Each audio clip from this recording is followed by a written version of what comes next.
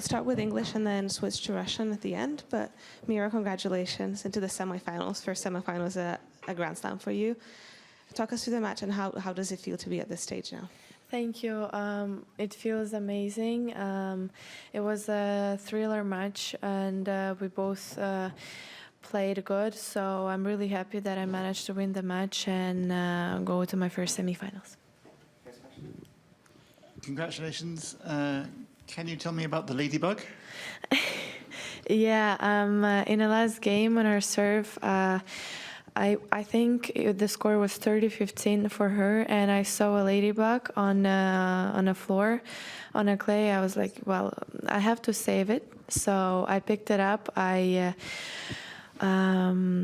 After I just tried to not to think about that, but I was like, this could be a sign. So I honestly tried not to think about that. I tried to stay in the game, stay focused, and not to wait for her mistakes, to try to finish everything by myself. But maybe this was a little sign as I won the game and the match. So that was a nice moment for me.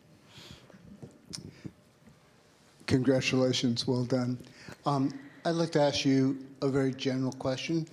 If you had to step back and describe your greatest strength as a player, what would that be? I think that I would say that I always play the way I want to play. I don't have we have a plan with my coach for the match, but after I forget everything, and when I play a match and I don't have any thoughts in my head, so maybe I would say that my strength could be that I just play how I want to play, and I do whatever I want to do, and maybe this helps me when I play. Hi, congratulations. Maybe you forget when you're on court, but afterwards, do you remember, for instance, the way you played against Jasmine Paolini in Madrid, what happened there, and what you would like to do again in the same way or different? Yes, I remember our match in Madrid. I remember that it was tough. She played really good tennis, and I after was able to catch up a little bit. So yeah, I'm sure that it'll be a great match, and yeah, we'll see what will happen tomorrow. But I'm of course really excited to play my first semifinal. Hi, congratulations. I just wondered, when you're not playing, how much tennis do you watch? Do you like to watch a lot, or do you prefer to kind of just cut yourself off a bit? I watch a lot of tennis. Even when I finish a day, for example, when I played against Vika, we finished at 2 a.m. I got to the hotel room at 3, and I still saw some reels on Instagram about tennis. I was like, who is winning, who won, who lost? So I'm always trying to see the results and see some highlights of some matches. So I don't think there was a day without tennis for me since I started playing. So yeah, I can say that I always watch some tennis. Yeah, when you say that you're just playing on feel, is that shot to shot or point to point? Like, do you have a plan when you're going into each point, or are you just sort of seeing the ball and hitting the ball depending on what's happening? I would say shot to shot. So when, for example, she plays a forehand cross court, I have time to see where she's standing, where she kind of waits for my ball to go, and then I decide, well, what should I do? Should I go down the line, or should I go cross? Should I do a drop shot? Should I do a lob?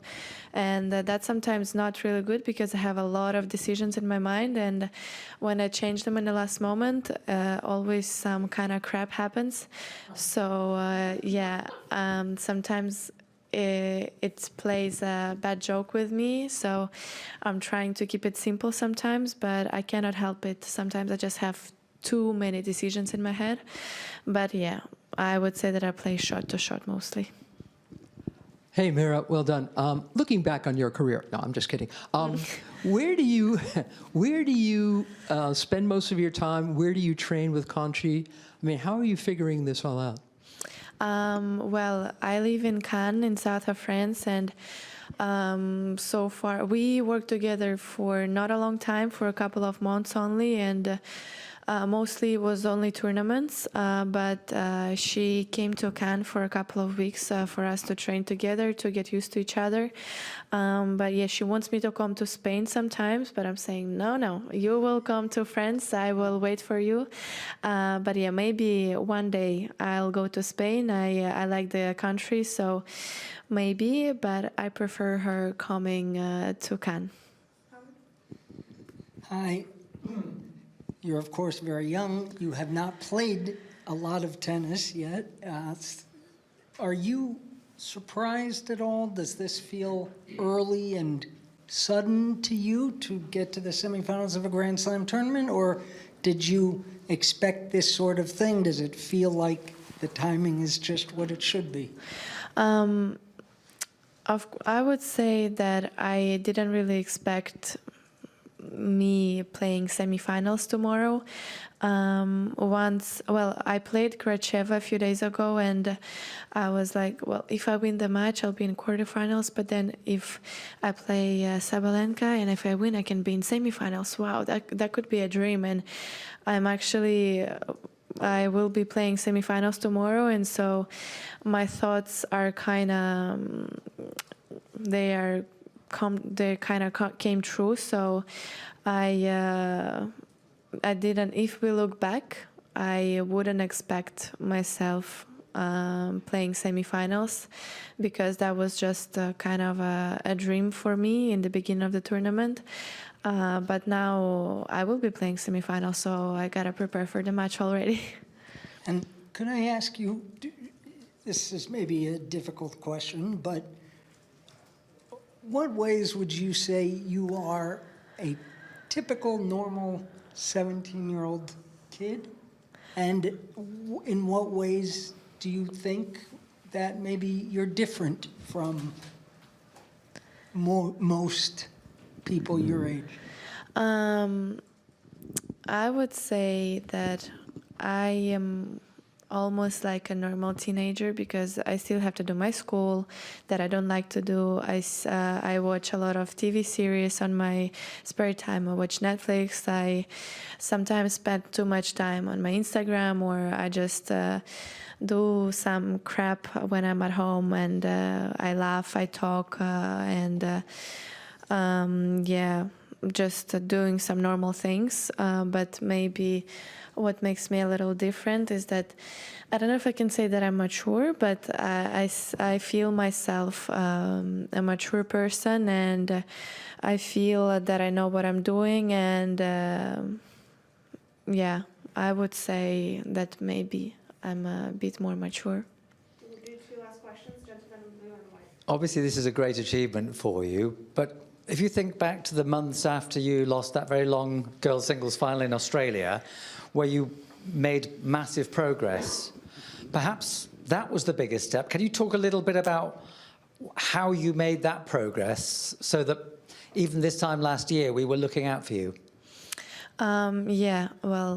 If we look back to that match, that was very tough, and I thought that I will need a lot of time to recover, and I used a couple of weeks to trying to settle my thoughts and my head down, and after I just kind of forgot about it, because my ex-coach at that time told me, well, when you will be winning a lot of slams, and when you will be on top, you will not even remember when you lost the Australian Open singles juniors final, or to who you lost. But I mean, I think I would remember this, but he kind of calmed myself down, and after that, of course, I needed a bit more time, but maybe it made me stronger, because I also knew that I would have a lot more offensive losses on the tour. So, I think that that made me stronger in a mental way. So maybe that's good that it happened. Good evening. I was about to say good morning. Good evening. You've just said that it was a surprise for you to be in semi-final, but anyway, you defeated the world number 2 today, so you achieved it, so it means that you did believe in it. I'm curious to know how you assess your potential, how you assess your ambition in tennis, because, okay, it's a surprise on the paper to see you in semi-final, but what you did today means that you were ready to achieve it. So how do you assess your potential now, today? Before the match, I was very nervous, and I just, my goal was to win more games that I won in Madrid. And after I lost the first set 6-7, I was like, well, now I have to go for the set at least to make it 3 sets. And after I just try to play point by point and win as many points and games as I can. And yeah, I would say that in the beginning I didn't really believe it because, I mean, she's very experienced. She has 2 slams in her pocket, and she's a great player, very aggressive. So I was like, well, we'll see what will happen, but I'm not sure if I can do it well, but I will just try to enjoy the atmosphere and try to play the best way I can. And after, when I won second set and I was up in the score in the third, I was like, well, I'm closer. I'm getting closer to it. I'm really close to win. But when the second I thought about that, I lost my serve and I lost her serve. So I was down in the score. So I just told myself, well, don't think about that ever again. Just play, because when you just play and you don't think about anything, you play the best. So I just tried to turn off my mind and my thoughts and continued playing. Okay, thank you. We'll switch to Russian. We'll do 1 question each.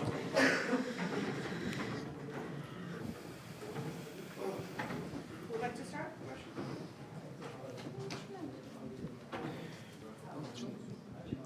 Мира, с победой. Скажите, пожалуйста, насколько вы вообще понимали, что с Ариной происходит что-то не то? Она, подавала разные сигналы, там, то она сгибалась, то просила помощи, брала медицинский тайм-аут. Насколько понимали, что с ней что-то не то? Насколько это мешало или, наоборот, добавляло сил, что вот можно больше шансов ее обыграть? Честно, всегда очень тяжело играть, когда ты видишь, что соперник не очень хорошо себя чувствует, что он вызывает физио, берет медицинский перерыв. Тяжело очень сохранять внимание и продолжать также играть агрессивно и продолжать делать свое дело. Поэтому я просто пыталась не обращать на это внимания. Я, да, видела с самого начала, что ее что-то беспокоит. Я не знаю, что в итоге это было, но она, может быть, не очень хорошо себя чувствовала или у нее что-то болело, я не знаю, но я просто старалась не обращать на это внимания, потому что это может очень отвлечь от игры, и поэтому я просто старалась сфокусироваться на себе, на своей игре и продолжать играть. С блестящей тебе победой, во-первых. Скажи, пожалуйста, я хотел тебя спросить по поводу завтрашнего матча. Вот сегодня, не секрет, что фаворитом, в принципе, считалась Арина. Завтра ситуация немножко иная. Как ты ее воспринимаешь? И как ты считаешь, это отразится вообще на ходе игры твоей или нет? Я не думаю, что это отразится на моей игре. Конечно, сегодня я знала, что Арина фаворит, и там все ожидают от нее победы, и все думают, что она победит, поэтому всегда немного легче играть, когда ты знаешь, что от тебя особо ничего не ждут, поэтому ты идешь и делаешь все, что можешь, и если ты выиграешь, то это вообще супер. Да, завтра, я считаю, очередной одинаковый матч. У меня есть небольшое такое преимущество над ней, потому что я в Мадриде ее выиграла. Матч был на самом деле очень тяжелый, но все равно как бы победа осталась за мной, поэтому, наверное, у меня есть небольшое преимущество, но когда я так думаю, у меня было пару моментов, когда были такие же мысли, это не очень хорошо сказывалось на моей игре и на исходе матча, поэтому я просто буду настраиваться как на очередной матч, и там уже посмотрим, что будет. Вот сегодня вам не нужно было представлять себя Варварой, вас трибуны реально поддерживали, мощно поддерживали. Вот все-таки насколько для вас это было важно, насколько это помогало? Конечно, всегда очень помогает, когда за тебя болеют и поддерживают. Я, на самом деле, сегодня не очень ожидала, что за меня будут болеть. Поэтому, да, когда я вышла на корт, за меня не очень сильно хлопали. Потом, когда вышла Арина, я услышала такой гул эмоций и криков, и аплодисментов. Поэтому я, в принципе, к этому готовилась, я этого ожидала. Но потом я была немного приятно удивлена, когда люди тоже начали кричать мое имя и поддерживать меня. Поэтому, конечно, это очень помогает, когда ты слышишь и видишь поддержку от такого количества людей. Поэтому я надеюсь, что завтра они тоже будут за меня болеть. Я понимаю, что, значит...